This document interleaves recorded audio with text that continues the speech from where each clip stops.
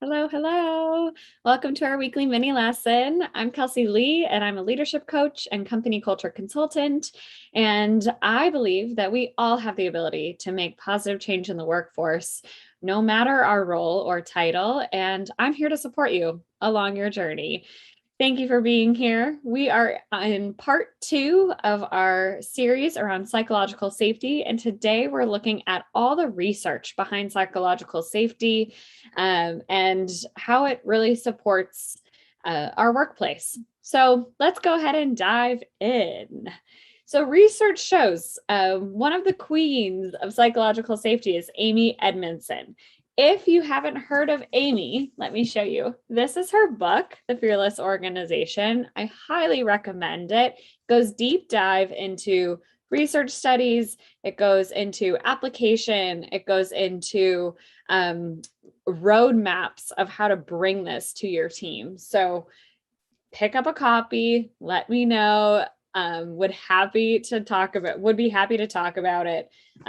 She is a professor at Harvard, and now I'm, considering applying to Harvard so I can spend time with her. She's fabulous. So she also has a lot of YouTube videos if you want to go that route. But I'm going to share a little bit about her research. She started in the healthcare industry and then realized that this really applies to all industries. Psychological safety is not picky when it comes to industry, that's for sure. The big finding that she had is that she originally thought, when she was collecting her research, that people were higher performing teams reported to have a lot more mistakes than lower performing teams. So she was thinking, can it be true that to be a higher performing team, you need to make a lot more mistakes? Well, this actually wasn't the finding. So she sent out a research assistant without telling him anything about her theories or her initial findings. And what they actually found was that higher performing teams report their mistakes much more than lower reporting teams. They feel safe to bring up their mistakes so that their team can pivot faster, learn from these mistakes, and move on in a direction than just sitting quiet and not saying anything until they really need to, or until there's a big blow up, essentially. So I think that's a really interesting thing for all of us to keep in mind. We want to create an environment where mistakes are encouraged to be discussed instead of hidden. Yeah.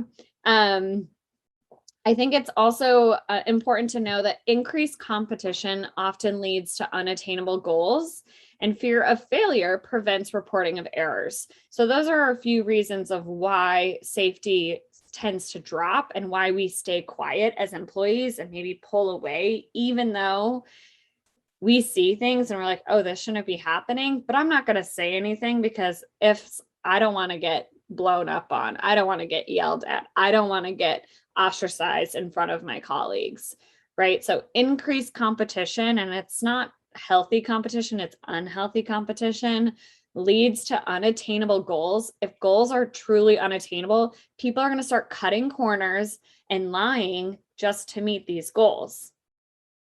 And fear of failure. So if people fail and get yelled at, other people are going to see that and not want to fail. So they're going to prevent themselves from reporting errors, which means they're going to, in turn, as we know from the research, going to be a lower performing team. And we should all know that warning signs of this happen over time. We don't just all of a sudden become an unsafe team or environment.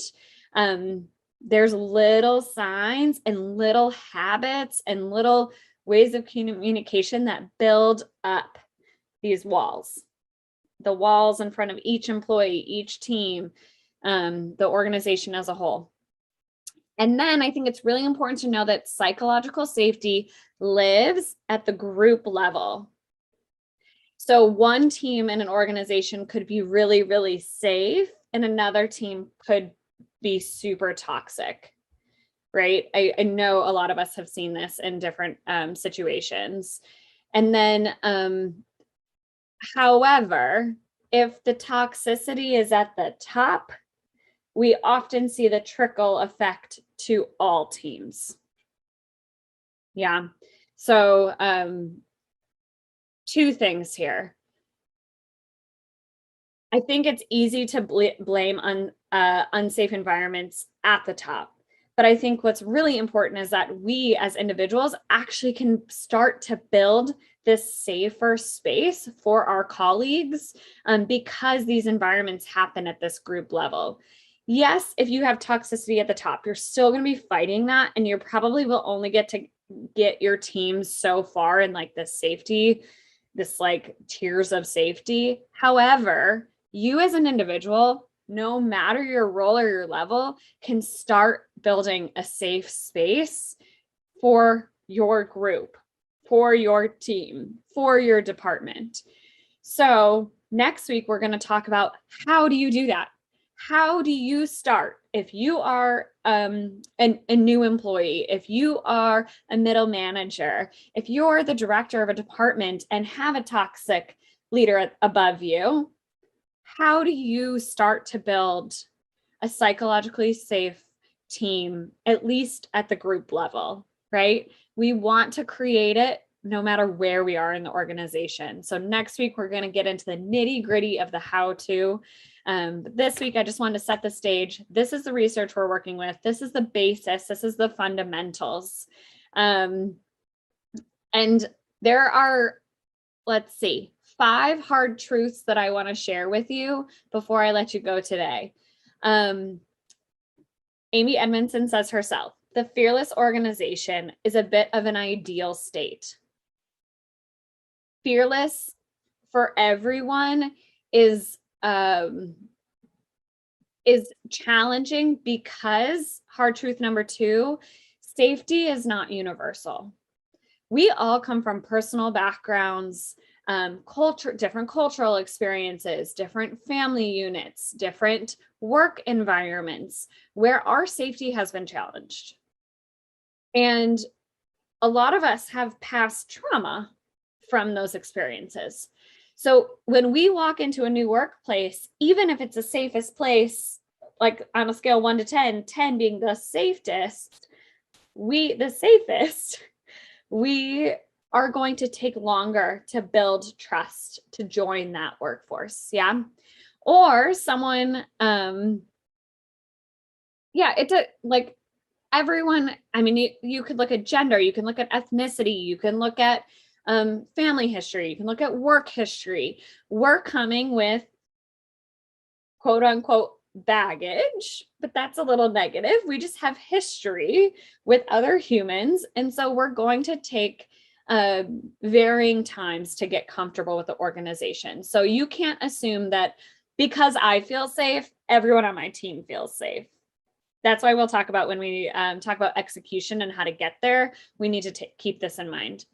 The third hard truth is the past work and personal experiences. We all come with different experiences. So again, safety is not universal.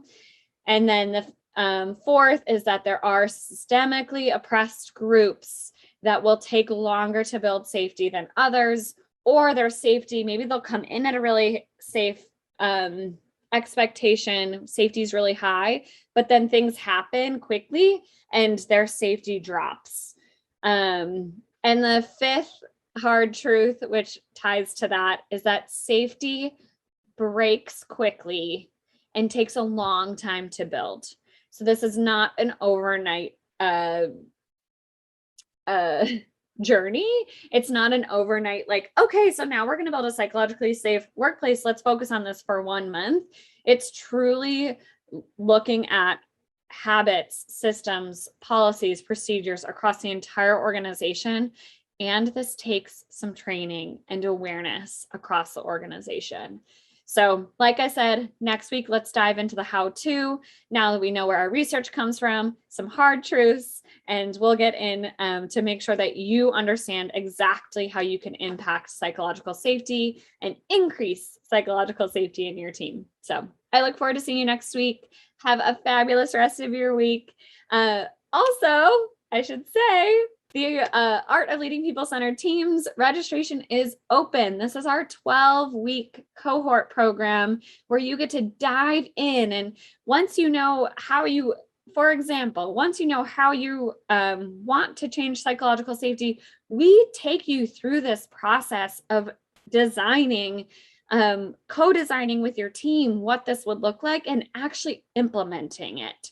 So you are hands on the ground. You are making change at your organization. Our promise to you is that you walk away knowing and actively making meaningful business and culture change at work through this program. So I really hope you join us. You can register at kelseylee.com, and I'll see you soon.